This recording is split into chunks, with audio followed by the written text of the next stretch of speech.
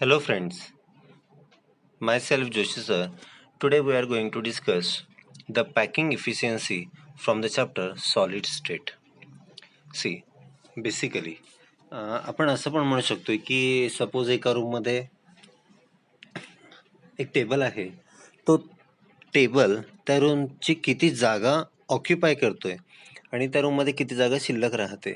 Okay, यालाच आपण define करतोय packing efficiency and void. The packing efficiency is the fraction or a percentage of the total space occupied by the spheres or particle. The packing efficiency is equal to volume occupied by particle in unit cell. See, volume occupied by particle in the unit cell divided by total volume of unit cell.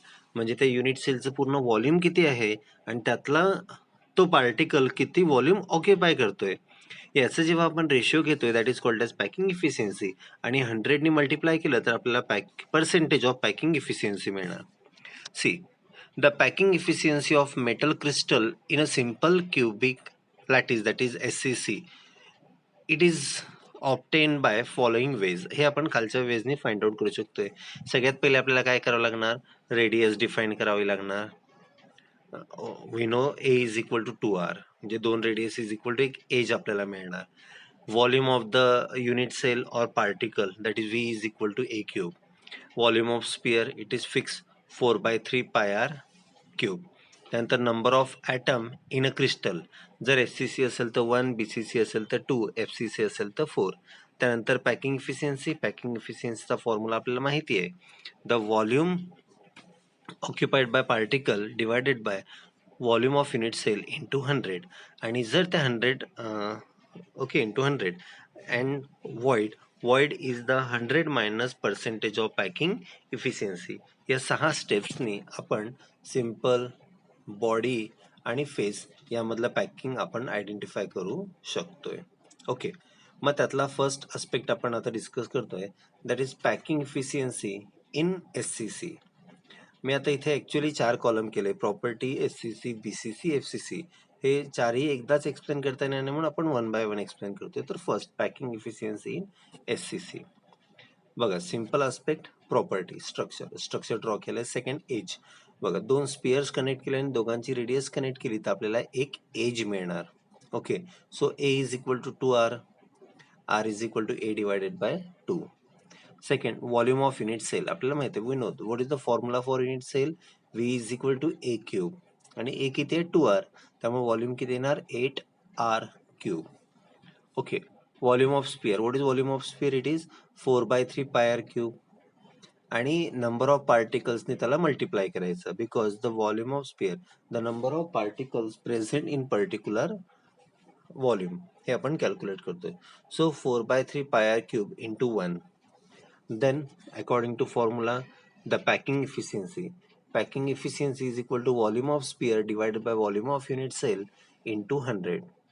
ते फॉर्म्युले आपण place केले, त्याला calculate केलं, आपल्याला मिळणार pi by 6 into 100. पायची value place केली तर आन्सर आलं 52.36. हे कॅल्क्युलेट करून दाखवायची गरज नाही, ॲज इट इज आपण डेरिव्हेशन मध्ये लिहितोय.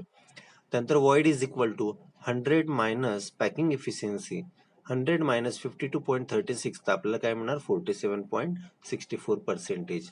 म्हणजे या ठिकाणी आपण हे कुठला पॉईंट डिस्कस केलं, the packing efficiency in SCC. Same फॉर्मॅटनुसार आपल्याकडे सेकंड काय आहे, पॅकिंग इफिशियन्सी इन BCC. हा थोडंसं पॉईंट, थोडंसं आपल्याला एज लेंथ कॅल्क्युलेट करायला थोडंसं त्रास होणार, त्यानंतर बाकीचं फंडामेंटल प्रॉपर आहे. आता बघा, इथे डायग्राम, पहिल्यांदा डायग्राम आणि राईट साईडला एज लेंथ कॅल्क्युलेट केलेला आहे. बघा, BCC बॉडी सेंटर्ड क्यूब, यामध्ये सगळ्यात महत्वाचा आस्पेक्ट कुठला असणार आहे, तर जो एक्स्ट्रा पार्टिकल सेंटरला आहे तो सगळ्यात महत्वाचा आहे. तो ऑक्युपाय करण्यासाठी सगळ्यात पहिले आपण काय डिफाईन करतोय, ट्रायंगल ABC. हे बघा, दिस इज क्यूबिक म्हणजे ऑल साइड्स कसे असणार आहे, सेम, म्हणून आपण त्याला स्मॉल a ने रिप्रेझेंट केलंय. AC पॉइंट कनेक्ट केला त्याला B ने रिप्रेझेंट केलं, AD पॉइंट कनेक्ट केला त्याला C ने रिप्रेझेंट केलंय. Okay, so according to triangle ABC, Pythagoras थेरमनुसार AC square is equal to AB square plus BC square. So A C कशाने मार्क करणार, small B. So small B square is equal to A square plus A square. So B square is equal to 2a square. So according to triangle A C D, हे बघा मधला जो sphere आहे तो आपल्याला consider करायचा आहे. त्यासाठी आपण ए सी डी ट्रायंगल हा डिफाईन करतोय. So obviously A D square is equal to A C square plus D C square. मग ए डी हे अंतर आपण कशाने डिफाईन करतोय, small C. So small C square is equal to b square plus a square. What is the value of b? It is 2a. So it is c square is equal to a square plus a square. So c square is equal to 3a square. We know c is equal to 4r. आता होतं काय, हा body centre म्हणजे पूर्ण बॉडीचा एक mark occupy करतोय आणि डी ला सेंटरला ठेवून एक स्पियर असतोय आणि ए सेंटरला ठेवून एक स्पियर असतोय. म्हणजे ए कडच्या स्पियरची ती रेडियस, डी कडच्या स्पियरची ती हाफ रेडियस आणि मध्ये जो बॉडी सेंटरचा पूर्ण स्पियर असतो ते 2 रेडियस. असे सी इज इक्वल टू आपल्याला काय मिळणार, 4r मिळणार. ओके, मग इथे व्हॅल्यू प्लेस केल्यानंतर आपल्याला काय मिळालं, ए इज इक्वल टू 4r/√3. ही पहिली व्हॅल्यू मिळाली age length.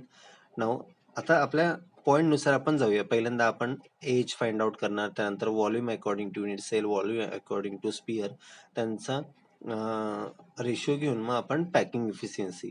So volume of unit cell V is equal to A cube, काय येणार 64r³ divided by 3√3. Then volume of sphere obviously 4/3 πr³ into 2. 2 का घेतोय, because number of particles present in BCC is 2, that is 8/3 πr³. Then packing efficiency सांगा, packing efficiency is equal to volume of sphere divide by volume of unit cell into 100. ती value place केल्यानंतर आपल्याला काय मिळणार, 68%. आणि त्यानुसार void किती मिळणार, 100 - 68 that is 32%. Okay, this is the packing efficiency in BCC.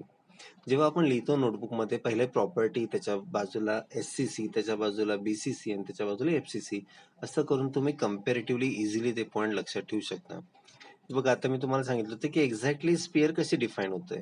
इथे 4 स्पियर घेतले, 2 स्पियरला कनेक्टेड जी लाईन आहे त्याला आपण 2r, that is a is equal to 2r. एक सेंटरला C, वर A आणि F दिलेला आहे. बघा F पॉइंट पासून अपवर्ड एक रेडियस, A पॉइंट कडून डाऊनवर्ड एक रेडियस आणि C मधल्या 2 रेडियस, अशी ती C ची व्हॅल्यू असते 4r. ओके, त्यानंतर we are going to discuss the packing efficiency in FCC. बघा सिंपल सेम पॅटर्न मी फॉलो करतोय. सगळ्यात पहिले आपल्याकडे डायग्राम आहे. त्या डायग्राम मध्ये आता इथे बघा एक एक्स्ट्रा पार्टिकल फेसला प्रेझेंट आहे. BCC मध्ये तो एक्स्ट्रा पार्टिकल कुठे कुठे प्रेझेंट होता, सेंटरला. त्यामुळे आपण कुठले कुठले पॉइंट मार्क केले, हे बघा. पहिले आपण AC कनेक्ट केला आणि AC ला एक पार्ट घेऊन AD कनेक्ट केला. पण आता या ठिकाणी डायरेक्टच, हे बघा या डायग्राम मध्ये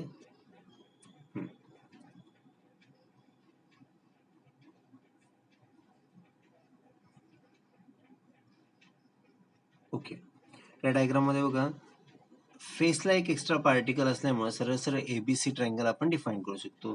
so according to Pythagoras theorem सरळ सरळ कन्सेप्ट आपण लिहिला, AC square is equal to AB square plus BC square, small b square is equal to A square plus A square plus A square, B square is equal to A square, B is equal to √2a, B is equal to 4r, so 4r√2a, A is equal to 2√2r. Okay, त्यानंतर volume of unit cell. Volume of unit cell मध्ये आपण काय घेतो, V is equal to A cube, that is 8√8r³. Volume of sphere काय असणार, 4/3 πr³ into number of particles FCC मध्ये किती असतात, 4. ओके, सो आपल्याला ते किती मिळणार, 16 πr³/3. Same formula, volume of sphere by volume of unit cell into 100, 74 आणि वॉइड 100 - 74 26. ओके, कम्पॅरेटिव्हली तुम्ही चेक करा, तुम्हाला हा कन्सेप्ट खूप इझिली आणि छान पैकी तुम्ही लक्षात ठेवू शकता. नाव this is the comparatively study. हे आपण स्टडी करण्याबद्दल करतोय की unit cell relation between AR, volume of one particle, total volume occupied by particle in unit cell. बघा SC simple cubic, R is equal to A divided by 2. Okay, हे value त्यांनी comparatively दिले आहे. या तुम्ही बघू शकता. आणि तसाच एक अजून एक चार्ट दिलेला आहे, coordination number and packing efficiency in a system. जर सिंपल क्युबिक क्रिस्टल असेल तर कोऑर्डिनेशन नंबर 6 असणार, पॅकिंग इफिशियन्सी 52 आणि वॉइड किती असणार आहे 48.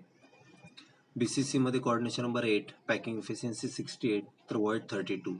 एफसीसी, सीसीपी और एचसीपी मध्ये कोऑर्डिनेशन नंबर आपल्याला 12 मिळणार तर पॅकिंग इफिशियन्सी 74. जेवढं पॅकिंग इफिशियन्सी स्ट्रॉंग तेवढा सॉलिड कसा असणार आहे, स्ट्रॉंग असणार आहे. ओके. आज आपण जो पॉइंट बघितला that is the packing efficiency. ठीक आहे. नेक्स्ट लेक्चरला आपण पुढचा पार्ट डिस्कस करूया. सगळे पॉइंट झाल्यानंतर परत एकदा आपण सगळ्या पॉइंटचे रिव्हिजन घेऊया, म्हणजे तुम्हाला कुठले डाऊट असेल तर ते परफेक्टली कळेल. पण डेली वर्कआउट करणं खूप आवश्यक आहे. हे छान व्यवस्थित मी फार थोडा आणि कमी कंटेंट घेतला जो तुम्ही लिहून काढू शकता सायमल्टेनियसली. ओके. Good day.